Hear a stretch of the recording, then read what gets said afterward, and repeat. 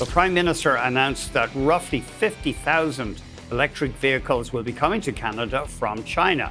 I need to tell you something that's going to make you incredibly angry. Right now, just across the border in Canada, there's an automotive revolution happening that your own government has decided you're not allowed to participate in.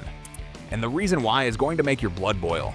While you're out here paying $60,000 for a Tesla Model 3 or dropping $80,000 on a Ford Lightning that can't make it through a Michigan winter, Canadians are getting access to Chinese electric vehicles that are so technologically superior, so absurdly advanced, that American car companies literally went crying to Washington begging for protection.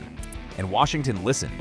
They slapped tariffs, they created trade barriers, they did everything except actually compete. Here's the uncomfortable truth nobody wants to say out loud. American car companies can't build EVs this good at these prices. They physically cannot do it. So instead of innovating, instead of building better products, they lobbied Congress to ban the competition. And now, you're stuck with whatever overpriced garbage Detroit decides to sell you while pretending it's innovation. This is the automotive equivalent of banning calculators because you can't do math as fast. It's pathetic, it's anti-consumer, and it's exactly what's happening right now. I'm about to show you 5 Chinese EVs that have entered the Canadian market, and with each one, I want you to ask yourself a simple question. Why doesn't my government trust me enough to let me choose what car I want to drive? Let's start with the car that exposes Tesla's biggest lie, the NIO ET5. Elon Musk has spent years telling you that supercharging is the future. 20 minutes here, 30 minutes there, just enough time to grab a coffee while your car drinks electrons. And you believed it because what other option did you have? Well, here's what NIO figured out. Battery swapping. You pull into a NIO power swap station, drive onto a platform, and in literally 4 minutes and 30 seconds, robotic arms drop your depleted battery and install a fresh one. You're back on the road faster than filling a gas tank. No waiting. No planning road trips around supercharger locations. No sitting in a parking lot in Minnesota in February hoping the cold weather hasn't destroyed your charging speed. The Neo costs about $48,000 in China. For that price, you get 490 horsepower, a 0 to 60 time of 4.3 seconds, over 370 miles of real-world range, and access to over 2,000 battery swap stations. But here's where it gets truly revolutionary. NIO offers battery as a service. You can buy the car without the battery and pay a monthly subscription instead. Your upfront cost drops by $15,000 to $20,000 immediately. When battery technology improves in 3 years, you don't need a new car. You just swap to the new batteries. This business model would absolutely devastate traditional car financing in America. It would eliminate range anxiety entirely. So of course it's not allowed here. Because God forbid consumers get options that actually serve their interests instead of maximizing dealer profits and manufacturer revenue streams.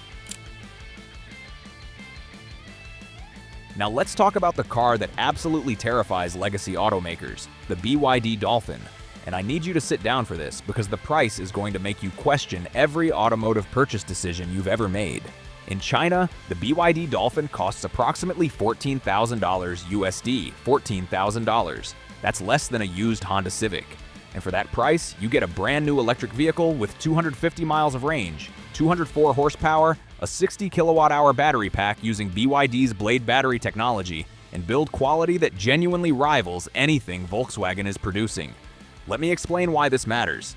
For years, automotive executives have stood in front of cameras and told us that EVs are just too expensive to manufacture. They've blamed battery costs, supply chains, regulations. They've insisted that there's simply no way to build an affordable electric vehicle without massive government subsidies. They've said this while collecting multi-million-dollar salaries and stock options. And then BYD walked in and built the Dolphin for $14,000. Suddenly, all those excuses evaporate. American automakers don't want to build affordable EVs because there's no profit margin in them. They'd rather build $80,000 luxury trucks with 400 miles of range and market them to upper-middle-class suburbanites than actually provide transportation solutions for working families. The Dolphin has a rotating touchscreen, wireless charging, ambient lighting, and over-the-air updates. It charges from 30% to 80% in 29 minutes. If BYD sold this car in America for $25,000, literally double the Chinese price, it would instantly become the best-selling EV in the country. The Chevy Bolt would disappear overnight. So what did American automakers do? They convinced the government to ban it. They wrapped themselves in the flag, screamed about national security, and successfully prevented American consumers from accessing affordable electric transportation. Next we have Xpeng P7.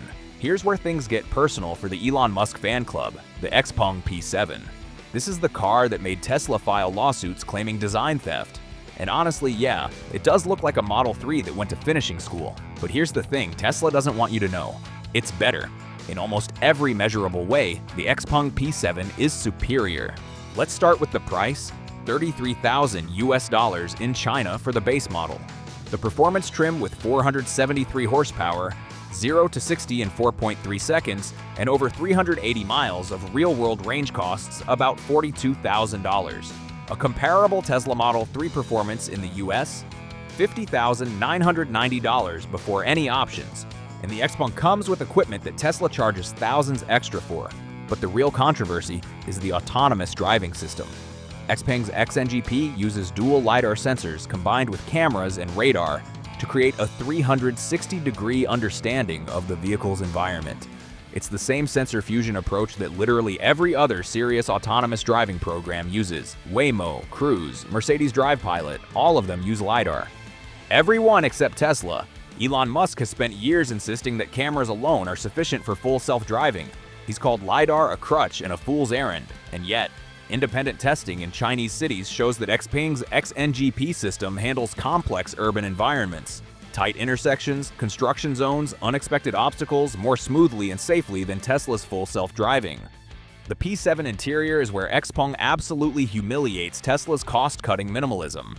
You get Napa leather seats with heating, cooling, and massage functions, an 18-speaker Dynaudio sound system, a curved 14.96-inch touchscreen that responds immediately instead of lagging, ambient lighting that looks premium instead of like someone raided a discount auto parts store. This is what happens when a car company decides that premium should mean more than we removed all the buttons and charged you extra. But you can't buy this car in America, because apparently allowing consumers to choose a better, cheaper product would be un-American. Now, forget everything you thought you knew about performance sedans. The BYD Yangwang U7 exists specifically to embarrass every European supercar manufacturer simultaneously. This is a four-door luxury sedan with 1,300 horsepower. 1,300. That's a four-motor, all-wheel drive system pumping out hypercar power in a package you could legitimately use to take your kids to soccer practice. 0 to 60 in 2.9 seconds. That's faster than a Ferrari SF90. That's faster than a McLaren 720S. That's in the same territory as a Porsche 918 Spyder that cost $850,000 when it was new. And the Yangwang U7 costs $140,000 in China.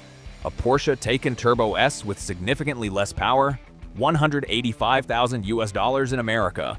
The value proposition here is absolutely insane.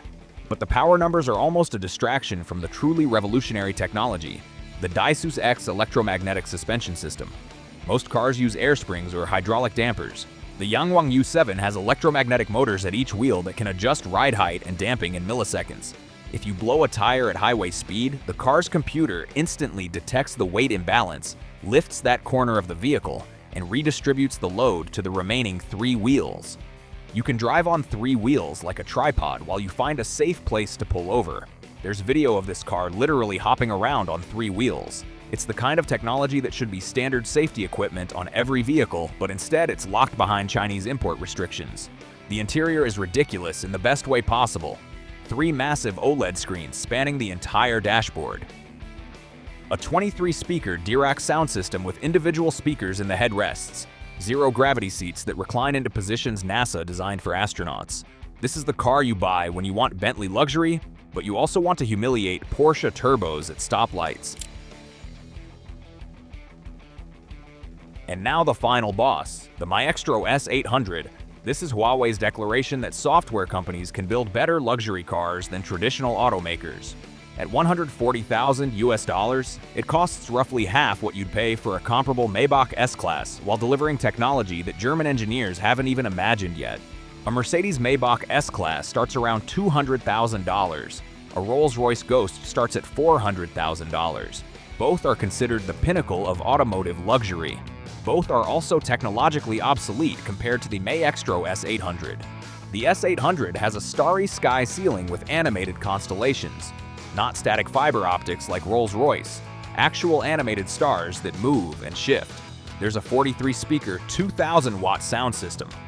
The rear seats aren't seats, they're zero-gravity thrones with heated everything, massage functions, and individual privacy curtains. There's a retractable OLED cinema screen. There's a built-in refrigerator. This is a boardroom that happens to have wheels. But the real genius is the software-first architecture. This car receives over-the-air updates that add new features monthly. Your $400,000 Rolls-Royce. It's frozen in time the moment you drive it off the lot. The Maestro S800 gets smarter, more capable, more refined with every update. The tooling chassis system uses forward-facing cameras to scan the road ahead, detect bumps and imperfections, and adjust the suspension before you hit them. You don't glide over potholes, you never feel them at all. It has Level 3 autonomous driving hardware that can see through fog and function in complete darkness. And it costs $140,000, half the price of a Maybach, a third the price of a Rolls-Royce, with better technology than either. So here we are, 5 cars. 5 examples of Chinese automotive innovation that are either banned or tariffed into irrelevance in the American market. And the question I keep coming back to is simple. Who exactly is being protected here? It's not you.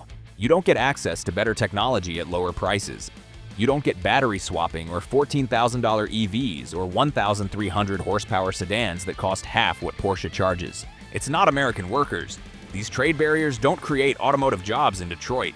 They just shield existing manufacturers from having to compete. The only people being protected are automotive executives and shareholders who would rather lobby for government protection than build competitive products. And they've convinced you that this is patriotism.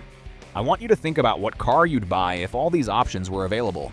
Would you still choose a Tesla if the Xpeng was $8,000 cheaper with better self-driving?